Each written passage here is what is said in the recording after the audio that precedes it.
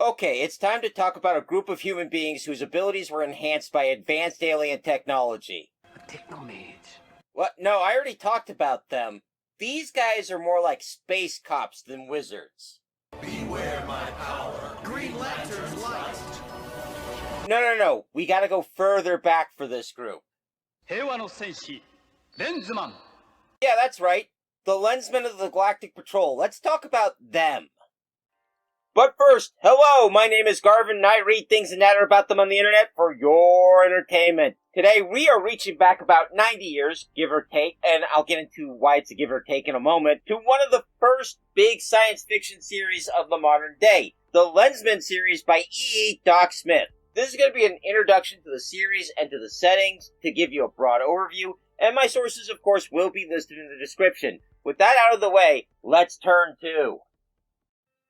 Let's start by talking about author Edward Elmer Smith, who wrote under the name E. Smith and was dubbed E. Doc Smith by the science fiction fandom for good reason, but we'll get there. Doc Smith was born on May 2nd, 1890 in Sheboygan, Wisconsin. That's right, folks. Sheboygan's a real place. And his mother was a teacher and his dad was a sailor. If you're wondering why a sailor was in Wisconsin, I invite you to look up just how big the Great Lakes are. They are huge. But getting back to Doc, he was the second youngest of 5 kids, and his family moved around quite a bit in his early childhood, but eventually settled in Idaho when his father gave up being a sailor to become a farmer. Doc Smith, in turn, would attend the University of Idaho and graduate with 2 degrees in chemical engineering in 1914, a tidbit that is going to be hilarious if I ever get around to talking about the Skylark series. A year after graduating, he would marry his wife, Janine Craig McDougal, the sister of his college roommate, and he and Janine would have 3 kids together. Fun fact, her sister was named Clarissa McLean McDougal, and that name is going to pop up again as we cover the books of the Lensmen series in future videos. Lensmen wasn't his first science fiction series, though. That was a series I already mentioned named Skylark. We're not going down that rabbit hole today. I just want to mark it for the future. He wrote Skylark while working on his master's and PhD in chemical engineering, focusing on food engineering. Skylark was very popular, and he signed some of his work E. Smith, PhD, causing the fans to nickname him Doc, and that stuck. So after finishing Skylark, but before he started working on Lensmen, Doc Smith would actually write 2 more stories of science fiction. The first one was Space Hounds of IPC, which he finished in 1930. The second work, Triplanetary, was finished in 1934, and this is one of those reasons why where you count the start date of Lensmen can vary, because at first, Triplanetary was not connected to the Lensmen series, but he went back and rewrote it as a sort of prologue. So this is to all my aspiring writers out there. If you're worried about retconning some of your earlier work to make it fit in with where you're going, I'm going to point out not only did Doc E. Smith, the founding father of space opera, according to some, do retcon, so did Professor Tolkien, one of the fathers of modern fantasy. So it's okay to go back and make sure everything lines up by doing a little retconning. Just focus on telling a good story, okay? Let me get back to Doc Smith, though. By 1936, he's working as a production manager at the Dawn Donut Company of Jackson, Michigan. The rumors of just how much of a contribution he made to the donut and the food industry of America in general are many and wonderfully varied, but I'm going to leave that alone for a more in-depth video. What's important is it's in this period that he started work on what would be the 4 main novels of the Lensmen series: Galactic Patrol, Grey Lensmen, Second Stage Lensmen, and Children of the Lens. As I mentioned, Triplanetary would later be rewritten to serve as a prequel, and then he would write another novel, First Lensmen, between Triplanetary and Galactic Patrol to serve as a bridge between the 2 stories. There was also a side story set in the Lensmen universe, away from the main story, called The Vortex Blaster. So, having gone over all of this, let's turn to the actual Lensmen setting. There's a lot. Where should I start? With what element? There are things in the universe billions of years older than either of our races. Yeah, the 2 ancient alien races at the heart of this conflict, that is the perfect place to start. So, 2 billion years ago, there are two sapient races in the universe. We have the Adorians, who are vicious, chaotic creatures who do not live in a society. The only way they can work together is the strongest Adorian forced the submission of everyone in his species he found useful, and everyone who he didn't consider useful or he couldn't force to submit, he just killed. Contrasting them in the other corner are the Arisians, who are humanoid. They live in a nice, peaceful society. They believe in things like law, equality, not murdering your fellow sapients in their sleep because you want their stuff. Things like that. Another sticking point is the Adorians believe that because they were the strongest and oldest species in the universe, at least as far as they knew, they had the right to rule over everyone and treat them basically as their playthings. And the Arisians believe that the younger races should be treated like people and be free to find their own destinies and ways of life. So we have these two contrasting ideologies, and there's no good way to compromise between the two here. Either one or the other is going to win out. And this sets the stage for a long, secret struggle. A struggle so secret that the Adorians don't even realize they're fighting it. Because one of the first things the Arisians did when they realized they were going to have to do this was they used their mighty psychic powers to wipe the memory of their existence from the Adorians. And then they would use that psychic power, among other things, to keep their existence a secret, not just from the Adorians, but from everyone. Because while they wanted to help the younger races were also a security risk. Over the millions and millions of years of this struggle, the Arisians would encourage the creation of civilizations with ideals of justice and equality before the law, and the Adorians would promote totalitarian governments, barbarism, and just general savagery and not niceness. These two elder races with contrasting ideologies would be locked in a struggle over the fate of the younger races. And if you're thinking this sounds familiar, you've probably watched all my Babylon 5 videos. Hi, I'm glad you're here. I hope you're enjoying this one. Let me get back to the story.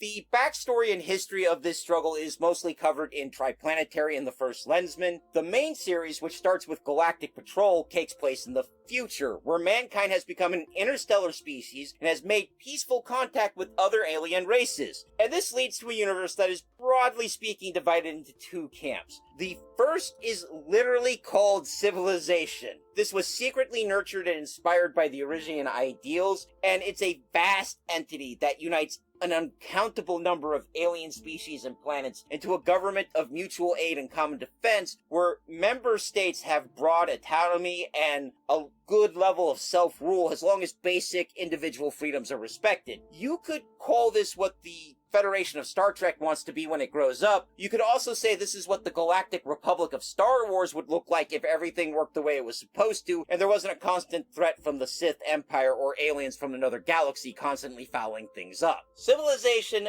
does have its opposition, and that opposition is Boskone, which is a combination of opposing empire, criminal organization, and secret society. A ruthless organization that promotes power for power's sake and lives by the idea that the strong do as they like while the weak suffer what they must. The people on the lowest rings of this society are bluntly slaves, while those in power have no restraint or laws that they must listen to other than the will of those stronger than them. The only thing that matters in Boskone society is what do you want to do and who can force you not to do that and do what they want to do instead. This is the Adorian ideal of what the galaxy should look like, and the Adorians are secretly ruling Boskone. Much like the Arisians, they are not out in public. No one knows they exist. So I guess what I should say is that both alien species here are operating in secret. It's just the Arisians are much better about it because they know about the Adorians and the Adorians don't know about them. The Adorian plan is to use Boskone to undermine and hopefully one day destroy civilization so they can plunge the universe into a maelstrom of chaos and violence and slavery with them at the top of every pyramid. The Arisians, however, know about this, and they've been planning their countermeasures for millennia. Part of that is a millennia-long breeding program that's placed on 4 different planets to create beings who would be capable of wielding the mental powers needed to defend civilization, as well as eventually destroy the Adorians and their followers. The Arisians would also clandestinely use their powers and technology to aid people who had the right mix of moral character, mental and physical ability, and desire to fight the long battle against the destructive ideals and followers of the Adorians. And these people would become Green Lantern. one of the protectors of the universe. What? No, not them. I mean... Jedi Knights were the guardians of peace and justice in the Old Republic.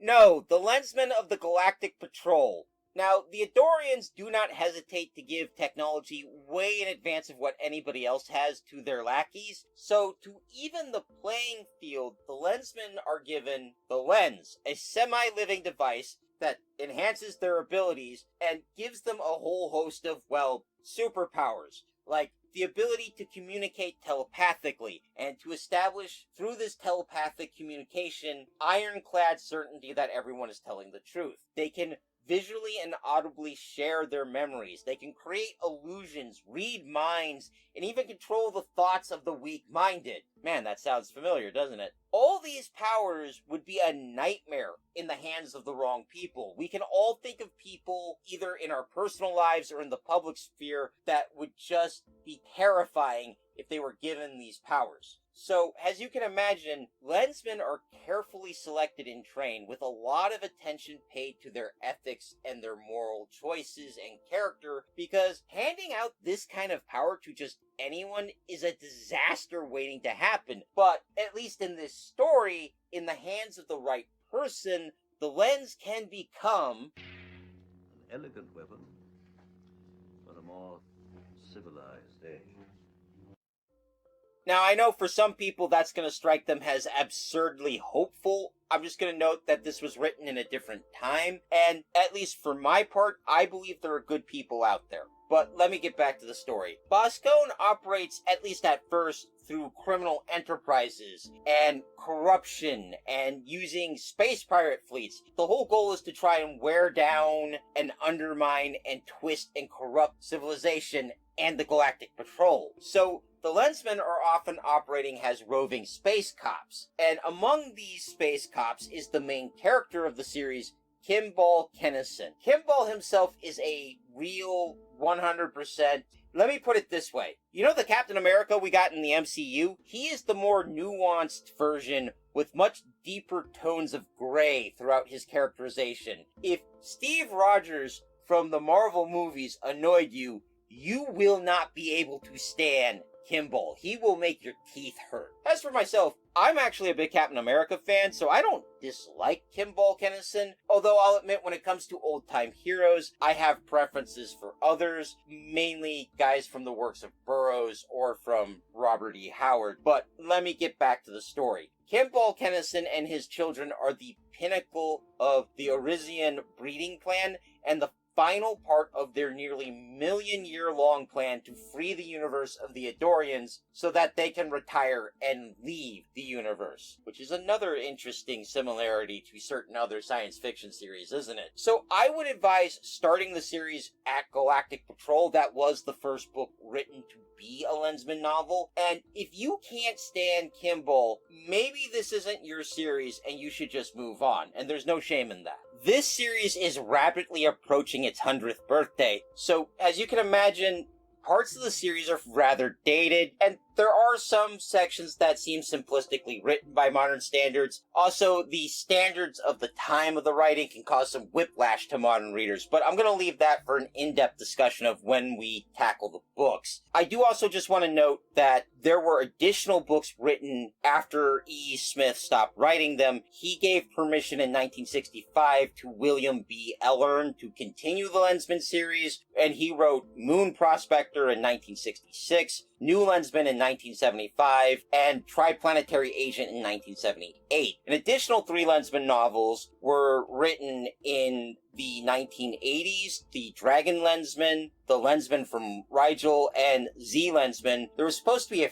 4th novel that would cover the story of a character called the Red Lensman, but that never was completed or published. Also in Japan, Lensman not only got comic books, it got an anime and a movie. And that's all stuff I will talk about in its own video. When all of that happens is up to my patrons, so kind of keep that in mind. All that said, I think there's great fun to be had in reading this series as long as you keep in mind the standards of the time it came from. And when you look at these books, you can see the roots and the beginnings of many of the ideas that are considered the basic standards of much of modern science fiction in general and space opera in particular, which makes its series interesting on just that point alone. In my opinion, it's a good idea to go back to the beginning sometimes and compare it to how far you've come, and sometimes it can give you a new perspective on where you're going. I'm also just going to say on a personal level, sometimes it's nice to go back to a series where things are relatively black and white, and you know the heroes are going to pull out the win at the end. That's a personal opinion, though. Your mileage may vary on that. And it's on that note that I'm going to stop this week's video. I hope you found it informative, or at least entertaining. If you did, please leave a like, a comment, or consider subscribing, as all of that helps in my eternal battle with the Dread Lord algorithm. Terror be on his name. You can also support the fight by joining the Everwise at my Patreon, where $1 a month gets you a vote on upcoming content. Speaking of which, I'd like to give a special thank you to Big Steve, Zengetarex, and Krensbith, who are the ancient forebearer aliens to my Lensmen efforts to make a decent video. Next week, we're going to look at a different group of humans empowered by technology, this time without any ancient aliens. We're going to look at the Talent Universe by Anne McCaffrey, and I hope you join me, but until then, take care of yourselves, take care of each other, and of course, keep reading!